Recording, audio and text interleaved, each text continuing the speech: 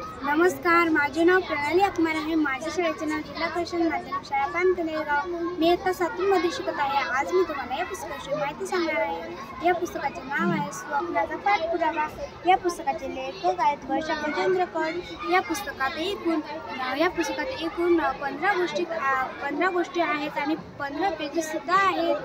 या पुस्तकात खूप छान छान गोष्टी आहे. हे पुस्तक मी मागे 2 दिवसापासून वाचत आहे. चला तर या पुस्तकाविषयी माहिती जाणून घेऊया. या पुस्तकाचे मूल्य आहे 100 रुपये. चला तर आपण एका गोष्टीला सुरुवात करूया. त्याचे नाव एक मुलगा होता. त्याचे नाव अल्लादीन होते. तो अल्लादीन त्याच्या गुरुमाते व गुरुपितेकडून कधी पण आज्ञा घ्यायचा व त्यानुसारच काम करायचा. म्हणून तो अल्लादीन त्यांचा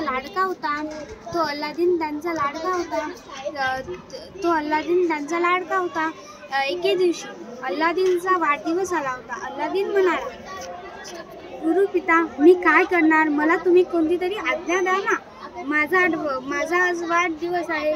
तर गुरुपिता म्हणाले, तू माझ्याकडून आज्ञा घेतोस, पण तुला तुझ्या गुरुमातेकडून आज्ञा घ्यायला हवी.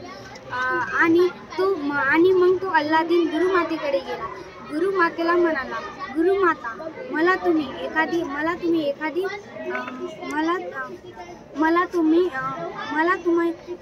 एखादी आज्ञा द्या ना. तेव्हा गुरुमाता म्हणाल्या, हां, नक्कीच देईन ना. तेव्हा गुरुमातेने त्याला आज्ञा दिली की तू तुझ्या वाढदिवसानिमित्त आम्हाला काही देऊ शकतोस का? तर तो म्हणाला, हां, नक्कीच मी देऊ शकेन ना. तो म्हणाला, काय देऊ?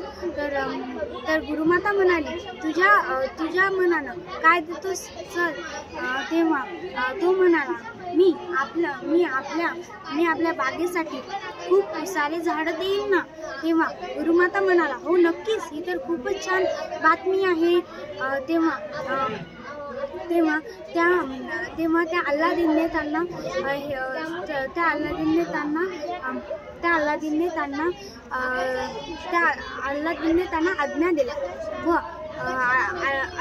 त्यांना आज्ञा दिल्या व सांगितलं की हो, तू जा आणि उद्या झाडं घेऊन ये. अल्लादीन दुसऱ्या दिवशी झाडं घेऊन आला. झाडं घेतल्यानंतर 2-3 वर्ष अशीच निघून गेली.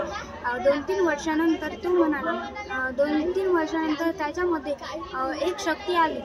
तो आता काहीही करू शकत होता. त्याच्यामध्ये इतकी पावर आली होती की कुणीही त्याला काहीही बोलू शकत नव्हतं.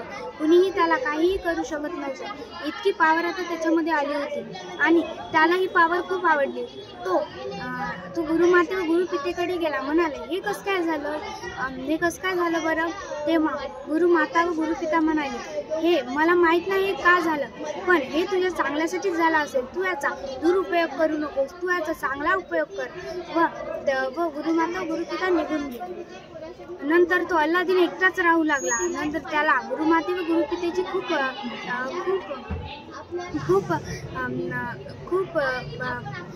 ते नव्हते म्हणून त्यांना त्यांची खूप आठवण येत होती.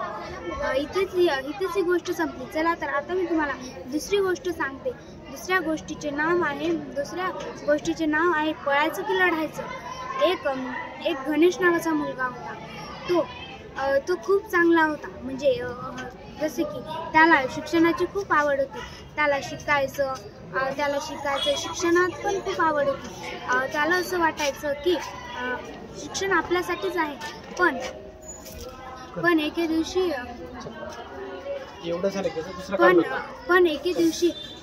दिवशी गणेश म्हणाला,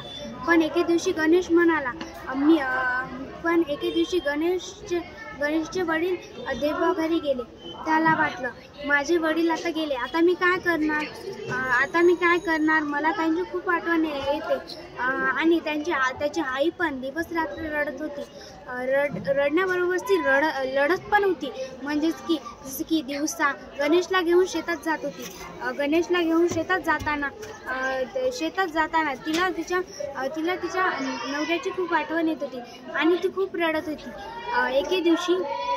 एके दिवशी गणेश शाळेत गेला आणि त्यांची वर्ग शिक्षिका त्याला म्हणाली, काय रे गणेश, इतक्या दिवस शाळेत का येत नव्हता? तेव्हा गणेश म्हणाला, मॅडम, माझे वडील वारले, त्यामुळे मी काहीच करू शकत नाही. इतके दिवस माझ्या शाळेत न येण्याचं तेच कारण होय. नंतर गणेश मॅडमला असं सांगून शेवटच्या बाकावर बसल्यानंतर मॅडम म्हणाले, 2-3 दिवसांनी बोर्डाची परीक्षा आहे, तर तुम्ही सर्वांनी तयारी केली का?